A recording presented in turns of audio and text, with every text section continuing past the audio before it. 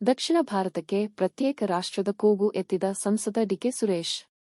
ಬೆಂಗಳೂರು: ಕೇಂದ್ರ ಸರ್ಕಾರದಿಂದ ದಕ್ಷಿಣದ ರಾಜ್ಯಗಳಿಗೆ ಅನ್ಯಾಯವಾಗುತ್ತಿದೆ ಎಂದ ಕಾಂಗ್ರೆಸ್ ಸಂಸದ ಡಿಕೆ ಸುರೇಶ್ ಅವರು ದಕ್ಷಿಣ ಭಾರತಕ್ಕೆ ಪ್ರತ್ಯೇಕ ರಾಷ್ಟ್ರ ಕೂಗು ಎತ್ತಿದ್ದಾರೆ. ಈ ಮೂಲಕ ಹೊಸ ವಿವಾದಕ್ಕೆ ನಾಂದಿ ಹಾಡಿದ್ದಾರೆ. ಇಂದು ಕೇಂದ್ರ ಬಜೆಟ್ ಕುರಿತು ವರದಿಗಾರರಿಗೆ ಪ್ರತಿಕ್ರಿಯಿಸಿದ ಡಿಕೆ ಸುರೇಶ್ ಅವರು, ದಕ್ಷಿಣ ಭಾರತದ ತೆರಿಗೆ ಹಣವನ್ನು ಉತ್ತರ ಭಾರತಕ್ಕೆ ಹಂಚಿಕೆ ಮಾಡುತ್ತಿದ್ದಾರೆ. ಇದರಿಂದ ನಮಗೆ ಆರ್ಥಿಕವಾಗಿ ಅನ್ಯಾಯವಾಗುತ್ತಿದೆ ಎಂದರು. ನಮ್ಮ ರಾಜ್ಯಗಳ ಹಣ ನಮಗೆ ಹಂಚಿಕೆಯಾಗಬೇಕಾದರೆ ಪ್ರತ್ಯೇಕ ರಾಷ್ಟ್ರದ ಕೂಗು ಅನಿವಾರ್ಯವಾಗಿದೆ. ಹೀಗಾಗಿ ದಕ್ಷಿಣ ಭಾರತಕ್ಕೆ ಪ್ರತ್ಯೇಕ ರಾಷ್ಟ್ರದ ಕೂಗು ಎತ್ತಬೇಕಾಗುತ್ತದೆ ಮತ್ತು ಮುಂದೆ ದಕ್ಷಿಣ ಭಾರತದ ರಾಜ್ಯಗಳು ಪ್ರತ್ಯೇಕ ರಾಷ್ಟ್ರದ ಕೂಗು ಎತ್ತಲಿವೆ ಎಂದು ಕಾಂಗ್ರೆಸ್ ಸಂಸದ ಹೇಳಿದ್ದಾರೆ.